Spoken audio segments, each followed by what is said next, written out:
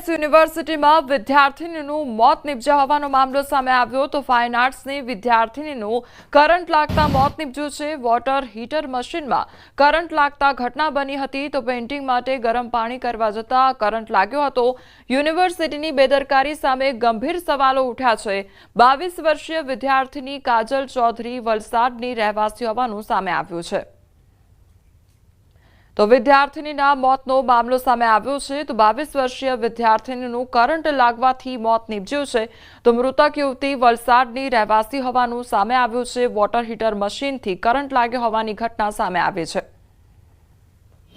वहाँ कुछ इंसिडेंट हुआ तो बच्चे कहीं इलेक्ट्रिक कुछ कर रही होगी अपना इसमें से तो उसको कुछ करंट लगा है तो हम भाग के गए। तब तक उसको कोशिश करके नीचे लेके आ रहे थे हम लोग तो फिर हम फटाफट नरहरी ले गए। बस यही हुआ है। તો વડોદરાનો મામલો સામે આવ્યો છે જ્યાં વિદ્યાર્થીની મોત નિપજ્યા હોવાની ઘટના સામે આવી છે। એમએસયુની જે ફાઇન આર્ટ્સ કોલેજ છે તેમાં વિદ્યાર્થીની અભ્યાસ કરી રહી હતી અને 22 વર્ષીય વિદ્યાર્થીનીનું કરંટ લાગવાથી મોત નિપજ્યું છે તો યુનિવર્સિટીની પણ બેદરકારી સામે આવી હોવાનો આક્ષેપ કરવામાં આવી રહ્યો છે। વોટર હીટર મશીનમાં કરંટ લાગતા આ ઘટના સર્જાઈ હતી અને પેઇન્ટિંગ માટે ગરમ પાણી કરવા જતા કરંટ લાગ્યો હતો। સંવાદદાતા હાર્દિક અમારી સાથે જોડાઈ ગયા છે। हार्दिक, विद्यार्थीનું કરંટ લાગવાને કારણે મોત નિપજ્યું હોવાનો મામલો શું અપડેટ મળી રહ્યું છે આખી ઘટનામાં?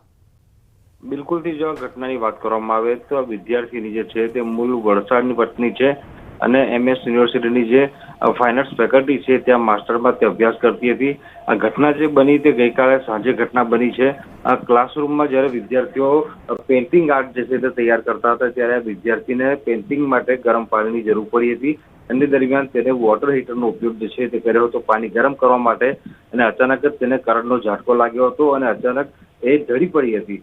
વિદ્યાર્થીને ઢળી પડતા અફરાતફરી મચી હતી। તેને તાત્કાલિક સારવાર માટે સયાજી હોસ્પિટલ ખાતે ખસેડવામાં આવી હતી પરંતુ ફરજ પરના જે તબીબો છે તેને મૃત જાહેર કરી હતી। ત્યારે ચોક્કસથી યુનિવર્સિટી સત્તાધીશોને ક્યાંક ને ક્યાંક અહીંયા ગંભીર બેદરકારી થતી થઈ હોય તેમ લાગી રહ્યું છે કારણ કે વિદ્યાર્થીની જે જગ્યા પર ડ્રોઈંગ બનાવતી હતી ત્યાં વોટર હીટરમાં કરંટ કઈ રીતે આવ્યો તે સૌથી મોટો સવાલ જે છે તે અહીંયા ઉભો થઈ રહ્યો છે। ત્યારે હવે આ સમગ્ર મામલામાં પોલીસે પણ દરમિયાનગીરી કરી છે અને પોલીસ જે છે સમગ્ર મામલાની અત્યારે ઝીણવટભરી તપાસ કરી રહી છે। જી હાર્દિક, સમગ્ર માહિતી બદલ આપનો આભાર। રાજકોટમાં રખડતા શ્વાનનો આતંક જોવા મળી રહ્યો છે। શ્વાને હુમલો કરતા બાળકીનું મોત નિપજ્યું હોવાની ઘટના સામે આવી છે। રાજકોટના શાપર વેરાવળમાં શ્વાને વધુ એક માસૂમ બાળકીને બચકા ભરતા તેનું મોત નિપજ્યું છે।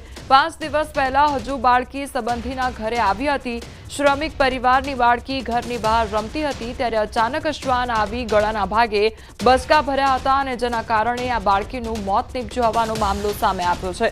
તો શ્વાનોનો આતંક જોવા મળી રહ્યો છે જેના કારણે સ્થાનિકો હેરાન પરેશાન થઈ રહ્યા છે અને હવે આ ચોંકાવનારી ઘટના કે જેમાં બાળકીનું મોત નિપજ્યું છે, શ્વાન દ્વારા હુમલો કરવામાં આવ્યો હતો અને બચકા ભરવામાં આવ્યા હતા ત્યારબાદ આ બાળકીનું મોત નિપજ્યું છે।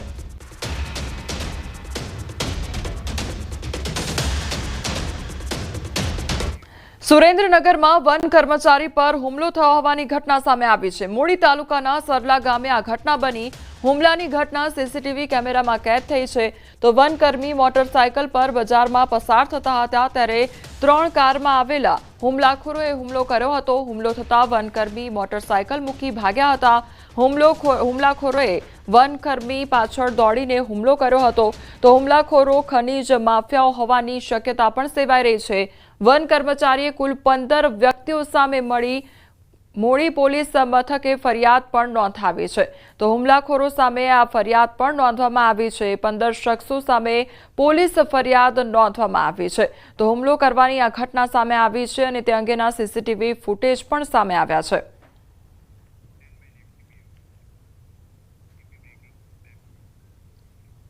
અરવલ્લી જિલ્લામાં આઈટી વિભાગના દરોડા પાડવામાં આવ્યા છે। મોટી સંખ્યામાં ગાડીઓના કાફલા સાથે આયકર વિભાગની કાર્યવાહી હાથ ધરાઈ। મોડાસા, મેઘરજ સહિતના વિસ્તારમાં આઈટી વિભાગનું સર્ચ ઓપરેશન।